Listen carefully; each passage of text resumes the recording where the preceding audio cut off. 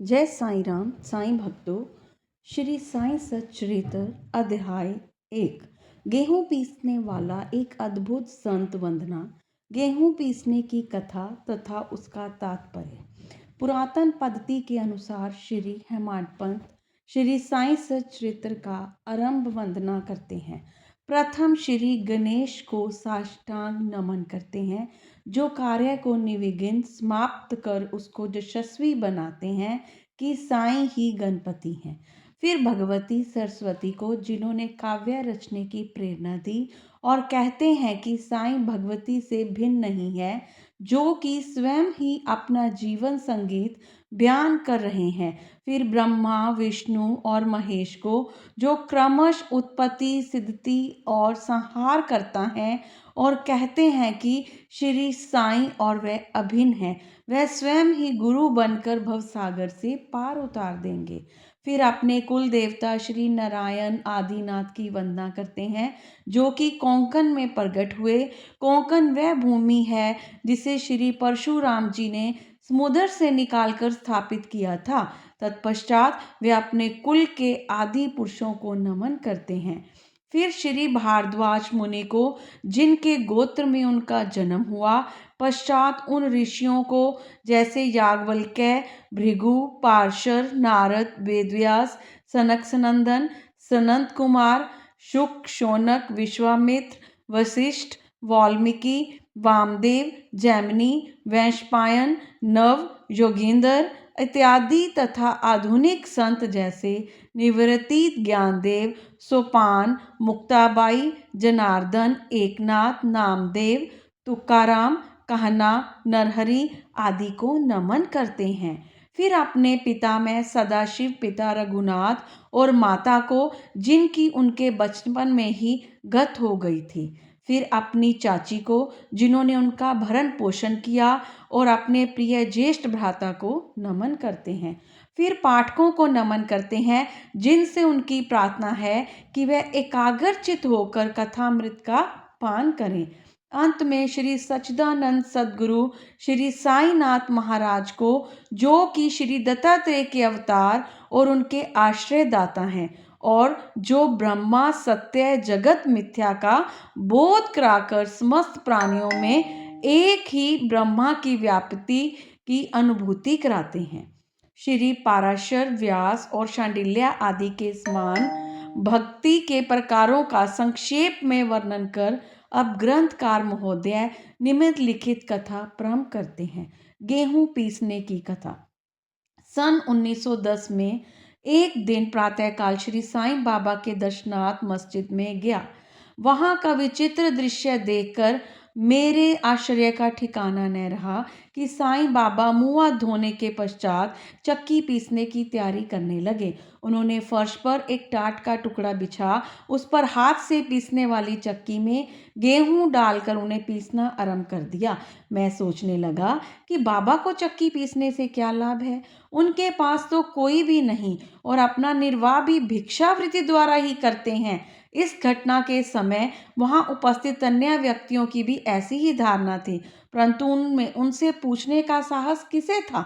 बाबा के चक्की पीसने का समाचार शीघ्र ही सारे गांव में फैल गया और उनकी यह विचित्र लीला देखने के हेतु तत्काल ही नर नारियों की भीड़ मस्जिद की ओर दौड़ पड़ी।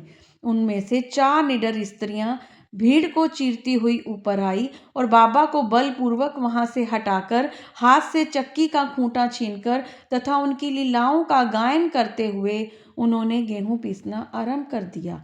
पहले तो बाबा क्रोधित हुए, परंतु फिर उनका भक्ति भाव देखकर वह शांत होकर मुस्कुराने लगे। पीसते पीसते उन स्त्रियों के मन में ऐसा विचार आया कि बाबा के न तो घर द्वार है और न ही इनके कोई बाल बच्चे हैं तथा न कोई देखरेख करने वाला है।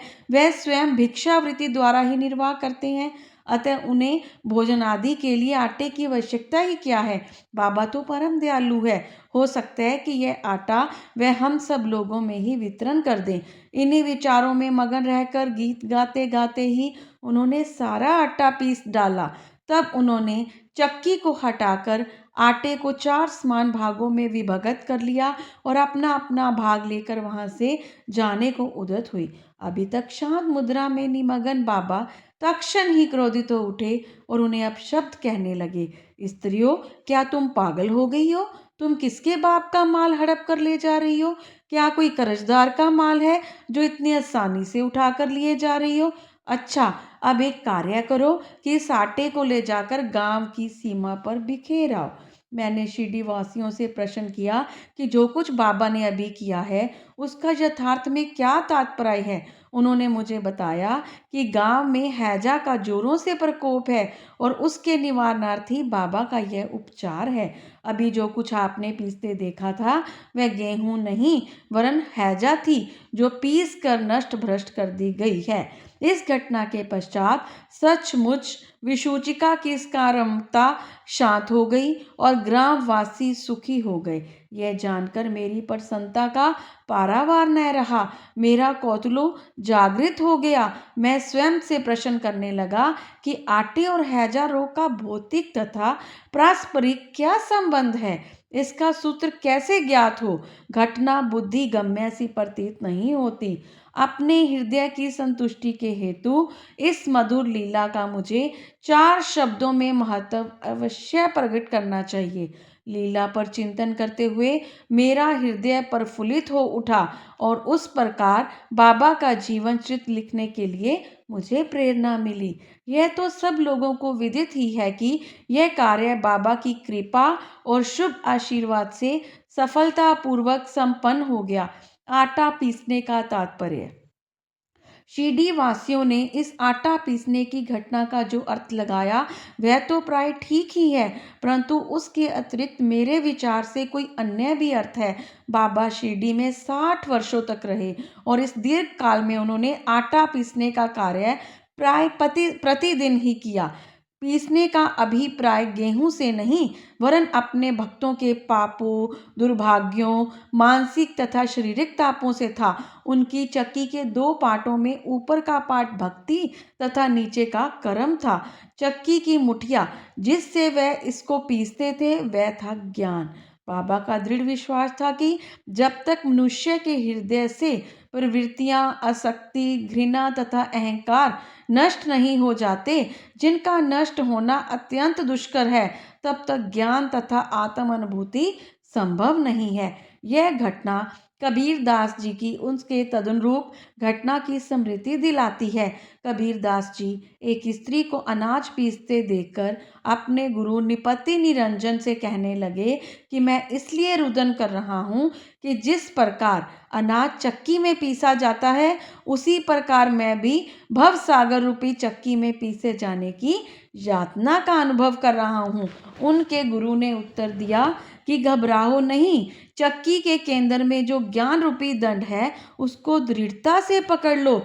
जिस प्रकार तुम मुझे करते देख रहे हो उससे दूर मत जाओ, बस केंद्र की ओर ही अग्रसर होते जाओ और तब यह निश्चित है कि तुम इस भव सागर रूपी चक्की के अवश्य ही बच पाओगे। श्री सद्गुरु साई नाथा प्रणमस्तु शुभम भवंतु। ओम साई राम।